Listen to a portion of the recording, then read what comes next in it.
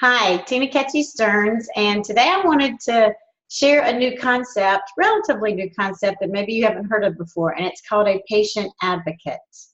I live in North Carolina, and there's only 12 in the state so far, but I think it's a growing practice. Wherever you live, I would Google patient advocate and see what comes up.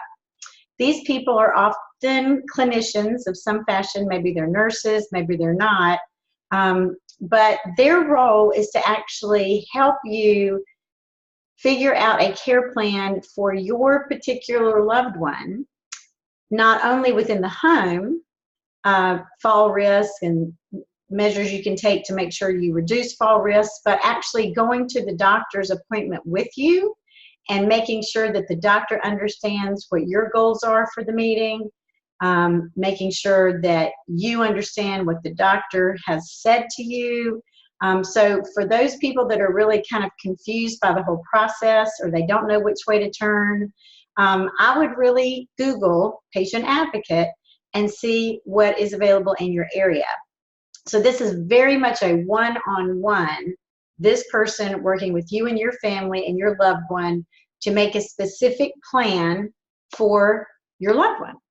I also want you to know that the doctors that I work with say that they really find it helpful when there's a patient advocate there who understands more kind of globally the whole process, and they can make that doctor's appointment much more meaningful, and everybody gets out of it what they needed to get out of it, and nobody's walking away scratching their head going, what did he say, or what are we supposed to do next? Or, you know, it just helps with making sure there are clear goals and clear steps forward for your loved one's care.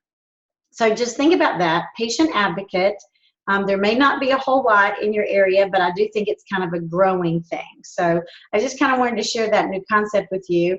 I was at a meeting yesterday. We were had a little panel discussion about all things elder care, and one of the speakers was a patient advocate, and he had been a nurse for, I think he said 23 years or something like that. His wife is a physician, and he was helping people through his work as a hospital employee with this kind of thing, and then he just decided, you know what, I think I'm just going to kind of do this as my full-time mission and way of serving people, and so he is one of the 12 patient advocates in North Carolina right now. So I think it's a neat concept, and I think it's particularly helpful for families that really are having a particularly confusing time about it. I think it really might be a helpful resource for you. So I hope that helps. I'm very excited to say this sort of second half of this message is you guys voted in on what you wanted the upcoming live webinar topic to be on, and it is going to be on advanced directives. That was pretty much the clear front runner. There were a few other votes for a few other topics, but advanced directives kind of definitely bubbled to the top for sure. So that's what our topic's going to be on. I will be announcing soon the day. You will be getting an email if you're on my email list. If you haven't subscribed to my newsletter, please go to my website and do that. That would be great. I also post it on social media.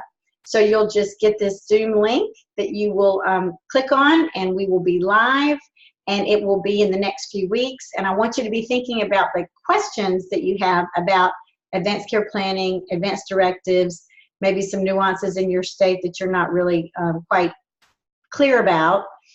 So any questions you have, if you could send them to me in advance, that would be great. That way I can be sure to address them during the webinar. It's tina@itsabouthowyoullive.com.